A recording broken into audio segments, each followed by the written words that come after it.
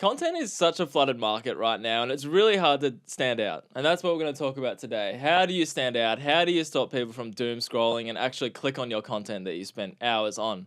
We're going to discuss that today. This is Two Times Creative, a platform designed to help you dominate content creation while we do so as well. Michael, are you well? I'm well, thank you. Hooks, hooks, hooks. I thought I'd start going a chant or It's something. like rapping a bit. Is that how you're going to... Well, hooks is a great way to start it because content, like, I don't know about you, but when you go on social media, actually, what makes you stop these days? If you're just Stop scrolling, scrolling? yeah, just like if you're scrolling, as we all do, is there one thing, not even like in the last year, just like right now that you just love, that really stops you in your tracks? Is there anything? I've got one thing. That's what I'm trying to lead to here. Okay. Well, to be honest, if I'm scrolling, I'm doing something wrong. No, I want to stop the doom scroll a bit more. But when I do get on the platform, originality, I think that's the. I think Good word, actually. yeah, originality, point of difference, just something I haven't seen often or haven't seen before. If I were to summarize it in a few keywords, that's probably what stops me in my tracks. That's it's hard to define what that is. And I just want to quickly, True. I just want to quickly touch on when you said doom scrolling. I think a tactical doom scroll. There's nothing wrong with that. Oh, elaborate. Well, I just think like we all talk about like, oh, evil doom scroll. Don't doom scroll. But I say to myself, if I want to sit down for the next 5 or 10 minutes and just, because like let's be serious, like let's be real, Michael, for a second. Like TikTok, Always real. TikTok especially, like you can genuinely have a good laugh there. Yeah, you can genuinely learn something. You can find new songs. I found new songs off there lately. So if you have a tactical doom scroll, I think there's nothing wrong with that. Set yourself 5 to 10 minutes and you actually intend to do it. No, I like that. So it's like if you want a 5 to 10 minute brain rot session, just choose to do it. Don't put this negative connotation on it that every time you do it, you're gonna beat yourself up about it. Exactly. Yeah, Exactly. I like it. It's sorry, the part that's bad for people is just when you don't intend to do it. You just pick up your phone and you just go for and go for that's gold. what I want to stop. But yes, it is very hard to define my answer, originality and point of difference. But I'm curious, what is the point you alluded to? What stops you? Well, right now, and I've talked to you about this, is I think there's something about carousels over reels, and I've said this a few times in kind of like a joking sense and not a joking sense, but right now if I'm scrolling, I think the thing that actually grabs my attention more so than a reel is just a carousel. Like if What about it? Dive into it. I think it's just it's easier to understand right away. Yeah. Like there's so much content out there, and if look, reels are great and they perform better, and we can talk about that as a bit later as well. But if you stop and look at a carousel that just has a picture with some text of what it is, you straight away know what it is. Yeah. And you straight away know what you want to watch, kind of thing. So do you reckon it's that text on screen and that's that still image that our brains can straight away identify what the carousel or the post is about, as opposed to a reel, someone might be just starting to talk and it's not instantly straight away about the topic that they're talking about. Yeah, exactly. And I'll always go back to sport, but what's going to stop you more in terms of, like, hey, you've got a reel of like a really great basketball dunk. Let's go back to basketball. If you've got a reel that takes 10 seconds to get into that dunk, or you just see a screenshot of the actual dunk with a piece of text, and the piece of text is vital, I feel like you have to have it. But what's going to stop you quicker? I think that's a really good example. The ESPN, House of Highlights, the American sports, and even Australian sports closer to home, they're doing that really well. They'll even have a split screen of someone's reaction of the dunk and the dunk itself. They might even use proper photos, so it almost looks, how some looks like more like a video game almost. Yeah. And they put that.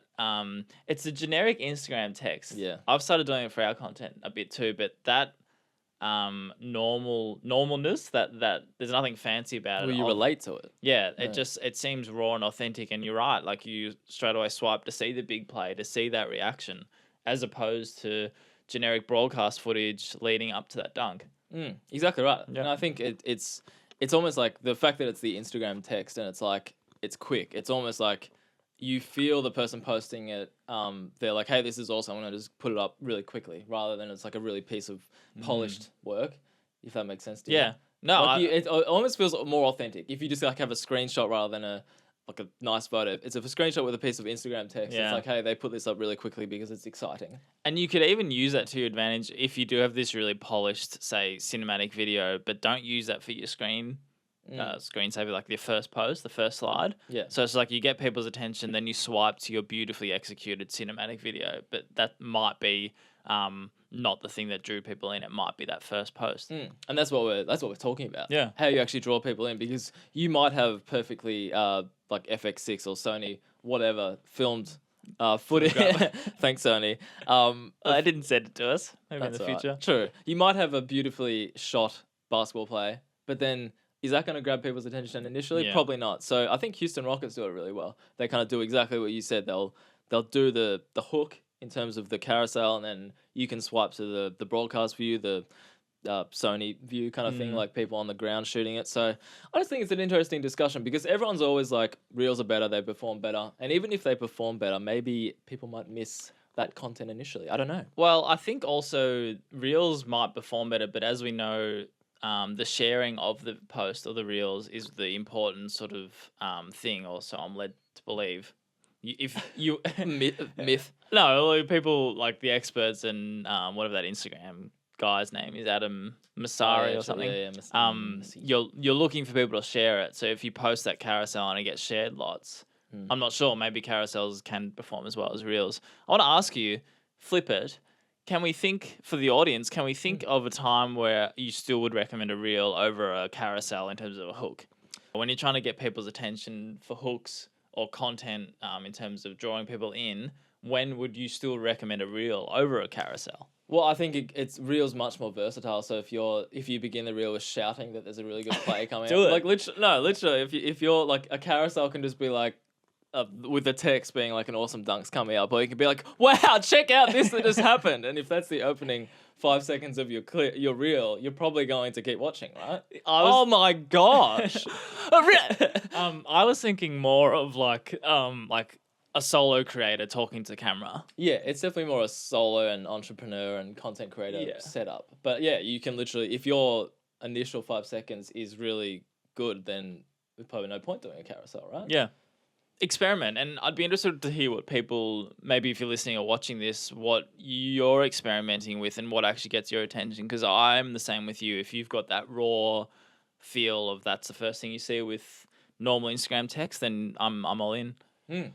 Love it. Usually. And I wanted to, my next point was kind of like, sometimes as whether you're running a brand, whether it's your own personal account, I feel like sometimes we tick the box of posting it and that's enough. But if you want to, like, my big thing here with how you hook the audience and how you get people to see your content, it's like, once you post it, that's not, the job's not done kind of thing. Like, even something as simple as a Instagram story share on your personal account, like, sometimes that will make me click or see that content so much more impactful than a business account. So say 2 times creative, for example, you post it and then that audience sees it. But then if you're putting it on your story with your own words saying like, wow, this was just a really fun shoot, I feel like I'm more likely to be like, oh, this is personal and warm, I'm going to click through to that. So I think it's just, you have to promote it after you post it. But how you're a LinkedIn man, so like, well, before you go into LinkedIn, key for that for me is giving your opinion in the story. So not just sharing it as a random share, just actually, as you just said, write your own text and words about it. Different perspective. Yeah, different perspective. And that like, I was just going to touch on LinkedIn because it's different platforms.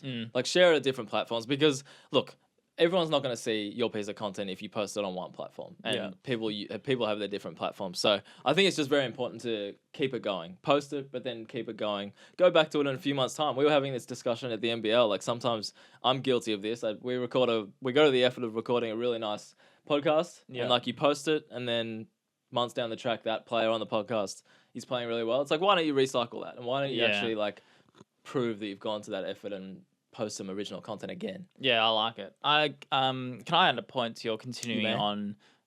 Obviously, respond to every comment you get, but don't be afraid to, if you've got a caption in mind and you want to continue the conversation. I've sometimes even continued that as a comment. So you post your caption. Oh, true. 2 minutes, 3 minutes, 5 minutes later, whatever. Just post, even if it's a question, just being like, what's your experience with this? Or I didn't actually expect this to happen. I emoji. Like, it might be something that you're actually talking in borderline third person of, almost like you're watching the video, even if it's from the account. Like, just continue the conversation in some way.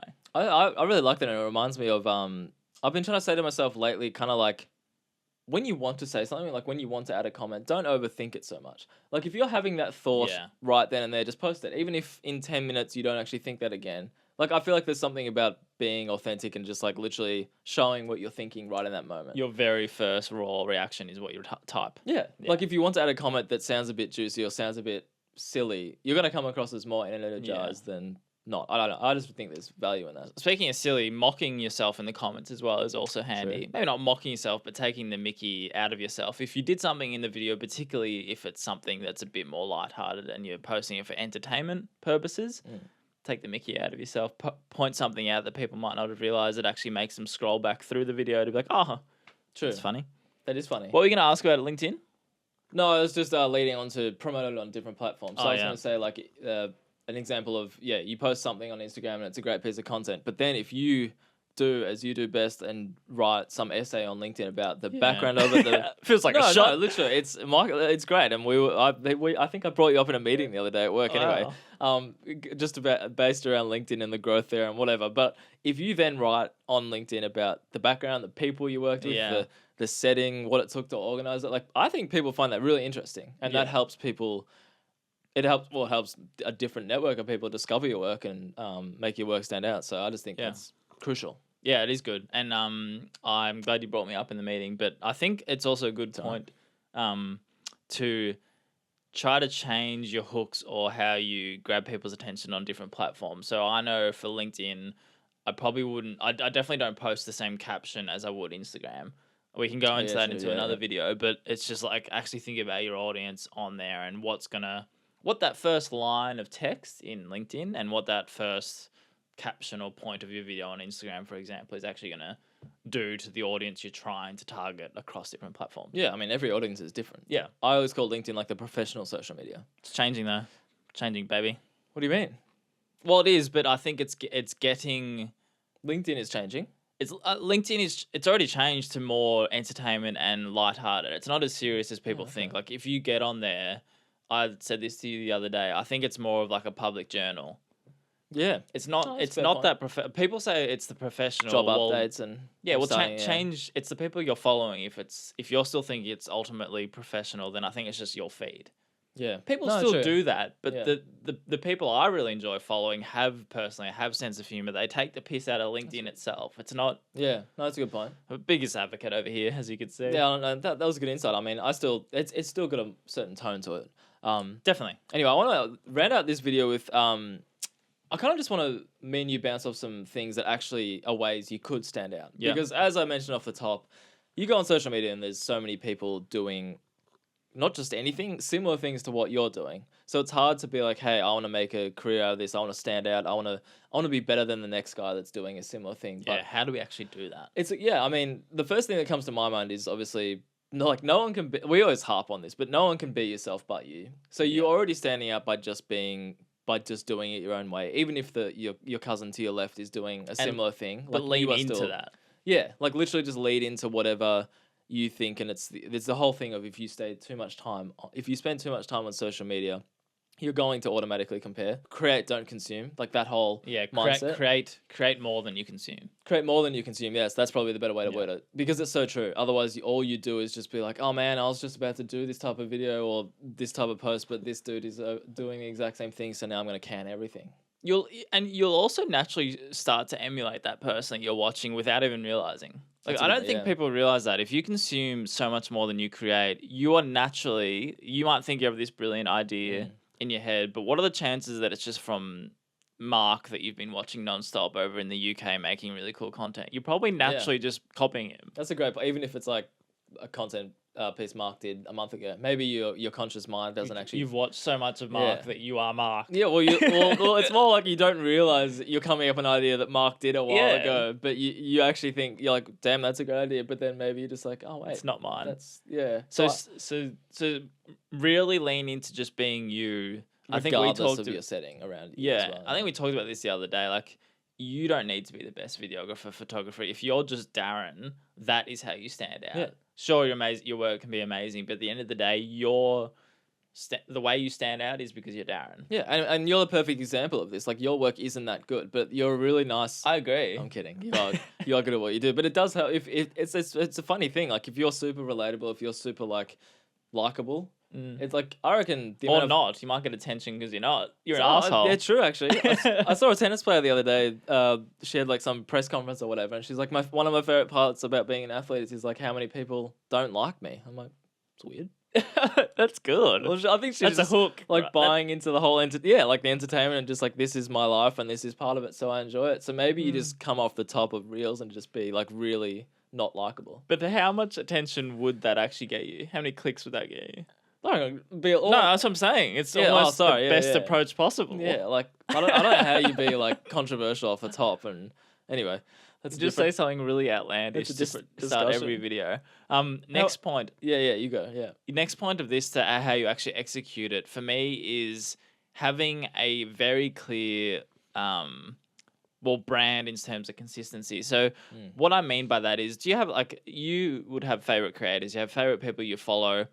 How much of that is because you recognize the beautiful yellow font they use, or the beautiful color grade they have, or the way they speak to camera? They're really close. They sort of do these weird things with their hands. There might be things like that you actually identify as, let's use Mark again. That's Mark's. God, by the way, I don't think Mark is a real person. No, that's just an example.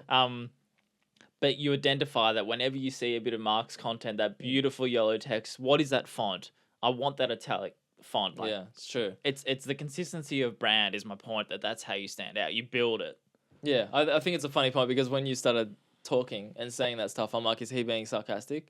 But no, that was actually one of my points I wanted to touch on, was literally, if someone's brand is great, it makes it stand out by itself. Because I guess it comes from like being a creator and having a design background and stuff. We will naturally warm towards that stuff, but I think it makes a world of difference. Like, if you click on someone's page or see that their profile or one post is like some really nice looking thing, you're like, damn, they know what they're doing. I trust them. And at the same time, though, that will take time to build up. So like, if you use what I'm talking about, the fonts or the colors, whatever makes you and your brand, obviously that's going to take a bit of time for people. But that's when you know that people are actual true fans and followers of yours, because they actually identify with your style. The other thing is, like, don't sweat that stuff as well. Like, we're contradicting ourselves, but it's almost like if you're letting that stuff stop you posting and that stuff. Oh yeah. Especially if you're beginning out, like, to me it's far more important to just come up with a super basic brand that looks half decent. Even if you're not loving it, like, you don't have to be like absolutely enthralled with it. But if you just want to, you get what I'm saying. I get what you're saying. The most important thing is to post the stuff and start, rather than worrying about the finer details. It's just consider the finer details as you get more into your creative career. Once you're built up, I think that stuff is super important. But how else can we stand out? Do you have any other pointers? Well, I'd like to round off straight from the top, and I don't know if we can define, how do I answer originality? You said originality. It's just finding ways to be or do something that you haven't seen before. And I know that's very generic, but if you have an idea, again, it might come back to the comparison thing, actually, that the idea might exist, but because you haven't consumed a lot of it, you might run with it anyway, and that's how you draw people in. So everything's been done, saying that. Like, there's no original idea, but if you can just do something that, at least in your mind, you're convinced yourself that, hey, that's pretty different, run with it. That's a good. It's kind of like a refreshing mindset. If you're too worried about copying others or whatever, if you just go in with a mindset that, hey, nothing is original, but if I'm motivated to do this, just do it. Yeah. And one of the last points I wanted to touch on was just like, the whole thing with all of this, I think, is just like being impactful from the start. Whether that's a carousel, which I really like, as in, and the clear and concise factor as well. Know what let the audience know exactly what your content is straight away. So if it's a reel, whatever your first 10 words are, just make sure they're either engaging, energized, or just clearly say what's coming up. Yeah. Or have the text do it for you, as we've covered from the top. Yeah, because our attention span sucks. And that's my final point. Just our attention span sucks. Everyone does, whether you want to admit it or not. I get sent a video sometimes from people, and it's like 2 to 3 minutes, and I'm like, can I do this right now? Like, you almost have to be in the right mental headspace, which is sad. I'm sad thinking about it. No, I think like everything, it comes in it comes in loops. So I think we'll get better. Yes. I think our brains will, like, we can't get much worse in terms of attention span. So I reckon we could. we will, and we will. Well said. I don't know what that means, but no. I think this is a very interesting topic that you can keep going on and on with it because there's so many. You had a great test there of the camera. I thought you were wrapping up, so I was just in my I'll pose. put my outro eyes on. No, let us know what you think as well. Some attention grabbing hooks. Whether you actually think carousels over reels is the thing, or I'm just being silly. But thank you for joining us. Until next time, have a wonderful day. I almost stuffed that up, but have a great day anyway.